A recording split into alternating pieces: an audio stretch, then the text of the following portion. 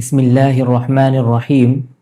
محرم الحرام کا مہینہ بہت ہی فضیلت، عظمت اور برکت والا مہینہ ہے۔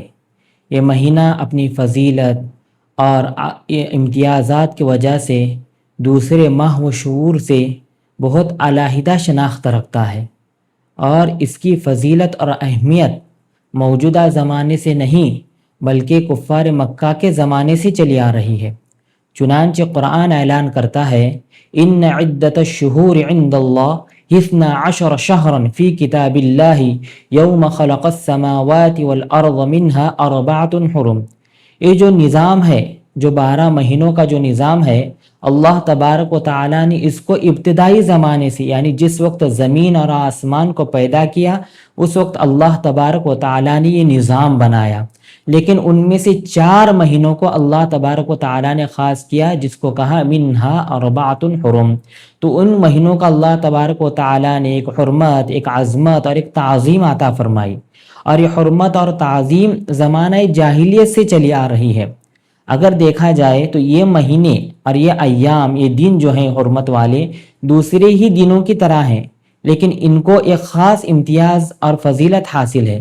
اس کی مثال ایسی ہے جیسے کہ خانہ کعبہ ہے، وہ اگر دیکھا جائے تو پتھر سے بنا ہوا ہے، اینٹوں سے بنا ہوا ہے، لیکن اس کی ایک خاص فضیلت ہے اور اس کا ایک خاص امتیاز ہے، اور لوگوں کے دلوں کے اندر اس کا ایک ادب ہے، اس کا ایک احترام ہے۔ کیوں؟ حالانکہ اس کے مقابلے میں کئی ایسی عمارتیں ہیں جو اس سے بھی عظیم الشان ہیں، اس سے بھی عالی شان ہیں، جو رنگ و روغن کے اعتبار سے اس سے دلکش ہیں، لیکن اس کی جو بیت اللہ کی ایک خاص خصوصیت ہے اور ایک خاص فضیلت ہے، ایک خاص امتیاز ہے، وہ دوسرے گھروں کا نہیں ہے۔ کیوں؟ اس وجہ سے کہ بیت اللہ کو اللہ تبارک و تعالیٰ نے اپنا گھر کہا، تو جس طرح اللہ تبارک و تعالیٰ نے اسے اپنا گھر کہتی ہی اس کی ایک فضیلت ہو گئی، اس کی ایک عظمت ہو گئی، اس کی قدر ہو گئی، اسی طرح ان مہینوں کو بھی اللہ تبارک و تعالیٰ نے اپنا کہا کہ یہ میرے مہینے ہیں۔ چنانچہ حدیث کے اندر آتا ہے، نبی کریم صلی اللہ تعالیٰ علیہ وسلم نے فرمایا کہ رمضان کے بعد اگر کن روزوں کی فضیلت ہے تو محرم الحرام کے روزوں کی فضیلت ہے۔ تو معلوم یہ ہوا کہ ان مہینوں کی ایک خاص حرمت ہے، ایک خاص جو زمانہ جاہلیت سے چلی آ رہی ہے۔ جاہلیت کے زمانے کے اندر 4 مہینے تھے جو اللہ تبارک و تعالیٰ نے حرمت اور عظمت والے بنائے۔ وہ کون سے ہیں؟ ذی القعدہ، ذی الحجہ، محرم الحرام اور رجب۔ ان 4 مہینوں کے اندر کفار مکہ بھی اپنے لڑائی جھگڑے، جد و جدال، قتل و غارت گیری کو موقوف کر دیا کرتے تھے، اور پورے طور پر ان مہینوں کی حرمت اور عظمت کا خیال اور لحاظ کیا کرتے تھے۔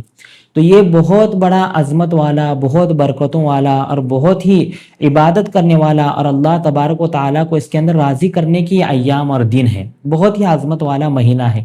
لیکن ہمارے معاشرے کے اندر ایک غلط فہمی یہ ہے کہ اس مہینے کی عظمت کو حضرت حسین رضی اللہ تعالیٰ عنہ کے واقعے سے جوڑا جاتا ہے۔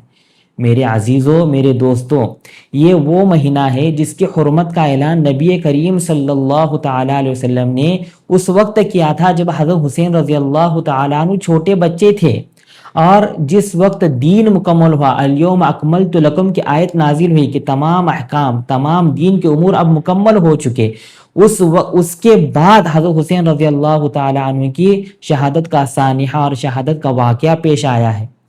تو یہ اس کی حرمت اور اس کی عظمت حضرت حسین رضی اللہ تعالی عنہ پر موقوف نہیں ہے، بلکہ یہ اپنے ایک الگ امتیاز اور ایک اپنی الگ شان رکھتا ہے۔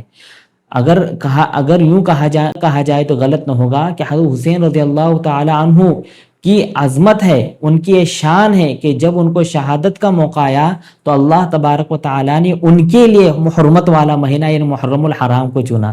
تو حضرت حسین رضی اللہ تعالی عنہ کی وجہ سے محرم الحرام کی عظمت اور شان ہے، ایسا نہیں ہے، بلکہ حضرت حسین رضی اللہ تعالی عنہ کی یہ خصوصیت اور یہ ان کا امتیاز ہے اور یہ ان کی شان ہے کہ اللہ تبارک و تعالی نے انہیں محرم الحرام کے اندر شہادت عطا فرمائی۔